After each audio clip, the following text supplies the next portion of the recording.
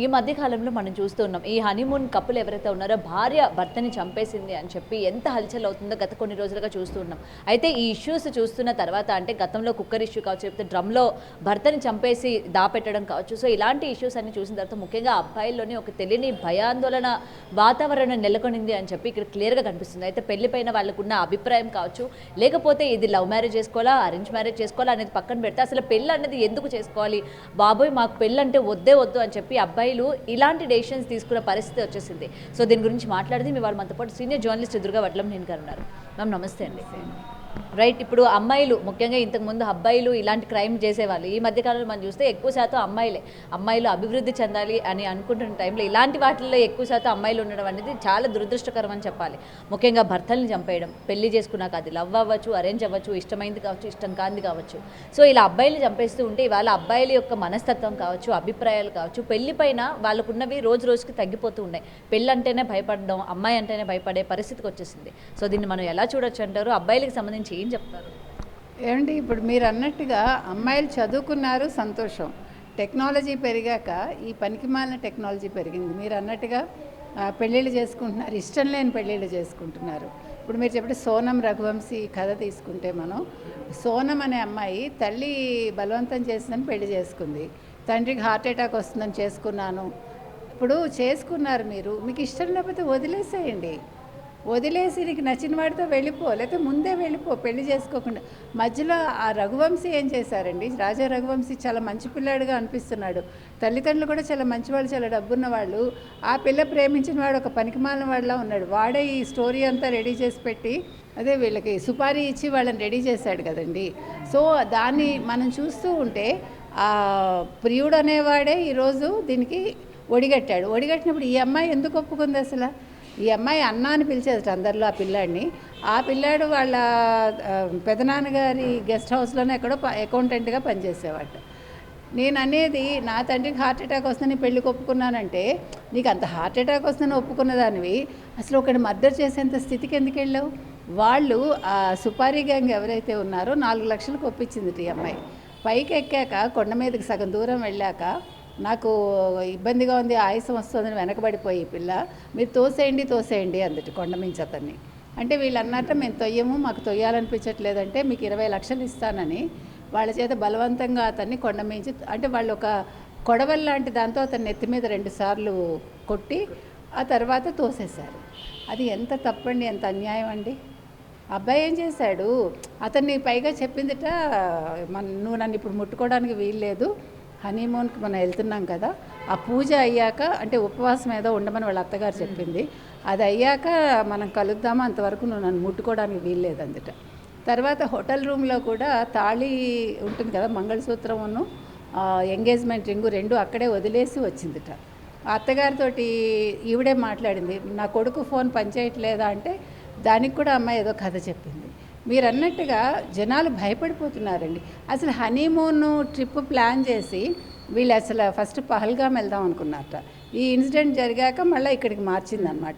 ఈరోజు మేఘాలయ ప్రభుత్వం కూడా స్పందించి మీ మీద మేము కేసు పెడతాము, మేము ఎందుకంటే మాకు వచ్చే టూరిస్టులు రారు మీరు చేసిన పనికి, ఇట్లాంటి పని చేస్తారా అని ఆయన అన్నారు.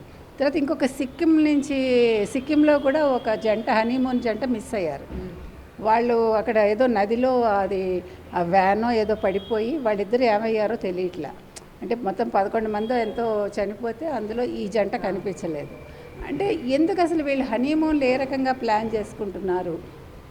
అసలు హనీమూన్లు సీజన్ని బట్టి వెళ్ళాలి ఒకటి. 2 ఎటువంటి ప్లేసెస్కి వెళ్తే మనకి సేఫ్ అనేది చూసుకోవాలి. ఇప్పుడు ఈ రోజుల్లో న్యాచురల్ కెలామిటీస్ ఎలా వస్తున్నాయో మనకు అర్థం కావట్లే.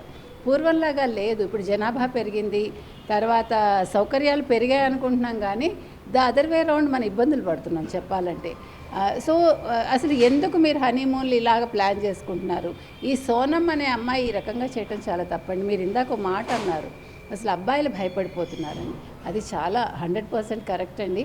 ఇప్పుడు మీరు ఎక్కడ చూసుకున్నా, ఏది జరిగినా అందులో అమ్మాయిల ఇన్వాల్వ్మెంటే ఉంటుంది. మొన్న ఒక తల్లి అండి, అమ్మాయి బీజేపీ దాంట్లో పనిచేసింది అన్నారు నార్త్లో. కూతుర్ని అప్పచెప్పిందండి. పెళ్లి చేసుకుని భర్తను వదిలేసి, కొడుకుని భర్త దగ్గర వదిలేసి కూతుర్ని తెచ్చుకుని 13 ఏళ్ల కూతుర్ని ప్రియుడి ఫ్రెండ్స్కి అప్పచెప్పి, పైగా జీవితం ఇలాగే ఉంటుంది నువ్వు వినాలి అని ఆ పిల్లని బలవంతం చేసి ఆవిడ అక్కడ కూర్చుని ఎంజాయ్ చేసింది. ఇంకంతకంట అసలు తల్లి అనే పదానికి మనకి అర్థం ఉందా? అంటే తల్లులు ఇలా ఎందుకు తయారవుతున్నారు? నువ్వు అనుభవించు, నీకు కావాలని. కానీ ఆ పిల్ల ఏం చేసింది? ఆ పిల్ల తండ్రి అడిగితే బలవంతంగా అప్పుడు చెప్పి కేసు పెట్టి ఇప్పుడు ఆవిడని అరెస్ట్ చేశారు. అరెస్ట్ చేయడం కాదండి, ఇలాంటి వాళ్ళకి మనకి చట్టాలు మార్చండి దయచేసి. రోడ్డు మీద రాళ్లతో కొట్టి చంపిన పాపం లేదు. ఇంకా అది కూడా చిన్న శిక్షేమో మనకు తెలియదు. ఎందుకు చెప్తున్నామంటే ఈ సోనమ్మని కూడా ఇప్పుడు ఉరి తీయమని అడుగుతున్నారు అందరూ. తప్పులేదండి. ఇప్పుడు హృదయం లేని వాళ్ళని, ఇలాంటి శాడిస్ట్ని వాళ్ళకి అనాగరికంగానే చంపితే చాలా మంచిది. ఎందుకంటే మనకు చెప్పటానికే చాలా బాధగా ఉంది. ఇవన్నీ వింటుంటే మనకు అసలు మానసికంగా మనం కూడా చాలా అంటే బాధతోటి చాలా కళ్ళని నీళ్ళు కూడా వస్తున్నాయి చెప్పాలంటే. ఎక్కడ తీసుకున్నా తెల్లారులేస్తే ఈ మధ్యకాలంలో మీరు అన్నట్టు డ్రమ్ముల్లో పడేసి పాప ఆ భర్త ఏం చేశాడండి? నిన్న కూడా ఒక అమ్మాయి అతను దుబాయ్ నుంచి వస్తే చంపేసింది ప్రియుడి కోసం. నేను నీతో ఉండనన్నావు బాగానే ఉంది, అతను చంపేయటం ఎందుకండి? నువ్వు ఉండకపోతే వెళ్ళిపో. అతన్ని చంపేశారు. ఎంత అన్యాయం అండి అది. ఆ మధ్యన ఒక అతను తప్పించుకున్నాడు లక్కీగా. వీళ్ళు భర్తలు వీళ్ళని సంతోషపెట్టడానికి వాళ్ళ ఉద్యోగాలకు దూర ప్రదేశాలు వెళ్తున్నారు. వీళ్ళు ఎవరితోటో వీళ్ళు సంబంధాలు పెట్టుకుని భర్తలు వచ్చాక వాళ్ళని చంపేయడం ఎందుకు? మీరు చంపకండి దయచేసి. మీకు వద్దకపోతే మీరు వెళ్ళిపోండి. మీకు ఎవరైనా నచ్చితే మీరు మీ తల్లిదండ్రులకు చెప్పలేకపోతే మీరు పెళ్ళిళ్ళు మీరు చేసుకోండి వెళ్ళిపోయి. ఇక్కడ ఈ సోనం విషయంలో తల్లి తప్పు కూడా ఉందండి. తల్లిదండ్రులను కూడా మీరు శిక్షించాలి. ఎందుకంటే తల్లిదండ్రులు పిల్లల్ని కన్నాక 18 ఏళ్ళు వచ్చాక మీరు బలవంతం చేయకండి వాళ్ళకి నచ్చితే వాళ్ళకి నచ్చినట్టు పెళ్లి చేయండి. లేదు ఓకే నీ ఇష్టం, నీ జీవితం నువ్వు చూసుకో, మళ్ళీ మా జోలికి రాకని చెప్పండి. అంతేగాని ఇది చాలా అన్యాయం అండి.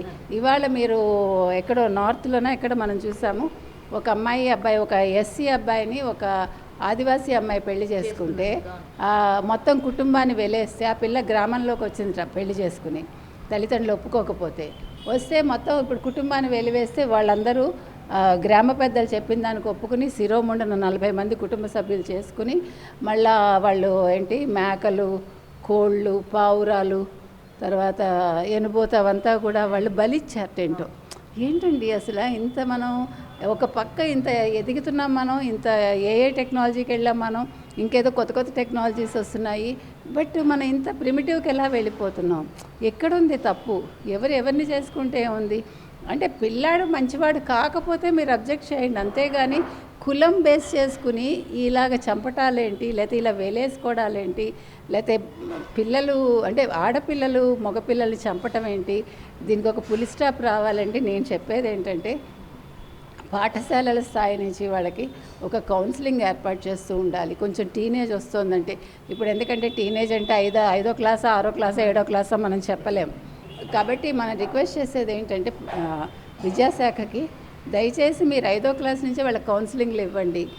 అంటే ఇప్పుడు కో ఎడ్యుకేషన్ చదవకూడదా అంటారు, మనం చదవద్దని చెప్పట్లేదు, కానీ మీరు కంట్రోల్ చేయలేని విషయాలు ఉన్నప్పుడు కనీసం వాళ్ళకి కౌన్సిలింగ్ ఇవ్వండి. పేరెంట్స్కి కూడా చెప్పండి ఏదైనా ఉంటే. ఇంతకంటే మనం చెప్పగలిగింది ఏమీ లేదు, బాధపడ్డం తప్ప చెప్పాలంటే. For more videos like this, subscribe Big TV channel.